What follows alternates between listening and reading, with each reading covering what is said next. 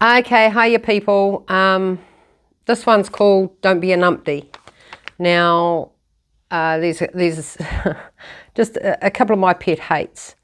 Now, don't bother your dog when it's on its bed. Don't bother your dog when it's in its crate, when it's sleeping, when it's chewing a treat. Let your dog be a dog. You know, you don't want to be bothered when you're asleep in your bed. Please leave your dog alone.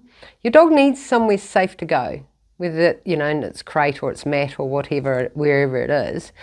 You know, I've seen some terrible, scary videos of people laughing when the child has crawled into the dog's crate. Oh my goodness. Do you want me to go and wake your kid up at 2 o'clock in the morning? How's it going to react? It's going to get a fright. It's going to start having night terrors. And I'm not overreacting, just let your dog have some space and let it be its bed or crate, because we all need time out, and they're no different. They'll quite often run off to their crate and they just want some chill time. So please, if you've got children, keep them away from the crate. Now, at the moment, it's winter here in New Zealand. And I've got a lot of dogs out there with jackets and coats and woolly jumpers and all that sort of thing. Now, we've got to be a little bit careful with clothing with dogs, because it's okay when you get something like a greyhound, which is incredibly thin-skinned. Now, you get a dog like a German short-haired pointer, the actual skin is very thick. People go, oh, they've got a short coat, so they need a jacket. You're kidding. They jump in ice water and get a duck, and they don't get cold. They're fine. Spaniels, Labradors, they're bred to do that, right? So when they come into my place and they're wearing this great big fluffy coat, no, please. What you're actually doing is messing up with their natural temperature.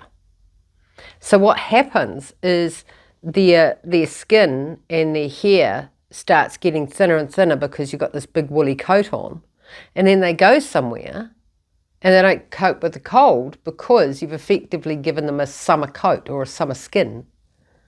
So putting clothing on your dog just for a dress-up thing to be cute now and again, good on you. If that's your, floats your boat, yay.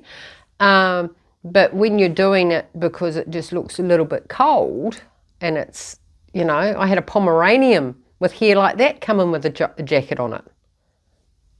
Really? It's not fair. It's actually cruel. Let your dog's coat be its coat. It's not, even when we move countries, or in New Zealand, we go from up the North Island right down to the South Island. South Island's quite cold. I get cold, I need extra clothing on. I go up north, take clothing off. We adjust, and then you stay up there for a while and you don't need to do that anymore. You go down to the South Island and you can tell the people that live there to the visitors. The visitors have got 3 layers of jackets on. So if your dog's going to different temperatures, all good and well, but we all climatise. So putting a jacket on a dog just because you think it's cold is going to make it colder. So let its natural way and growth, hair and skin, because it's not just the hair. If they've got very, very short hair, their actual skin is thicker. So it's kind of like a wetsuit. You get different grades of wetsuit, and you do with a dog as well. There are exceptions to the rule, and those exceptions are things like greyhounds, whippets. They do need jackets, or warmer spaces, but they also need to be climatised to the cold a bit more, and they cope better. So if you're always putting pyjamas or whatever on your greyhound, you always will have to. But yeah, in the cold they do need extra.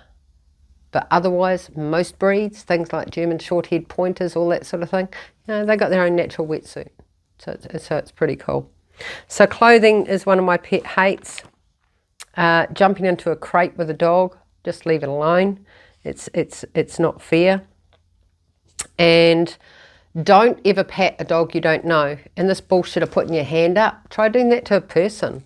Someone put their hand up towards my nose, I'd smack them. Well, I probably wouldn't, but I'd want to. Never touch, just never touch a dog in their car. Ever. Just, I don't care how well you know the dog. If it's your own dog, of course, that's fine. But never touch a dog in their car. They protect that car. Even dogs that aren't that way inclined. It's not fair to intrude in their space. So that's my don't be a numpty for the day.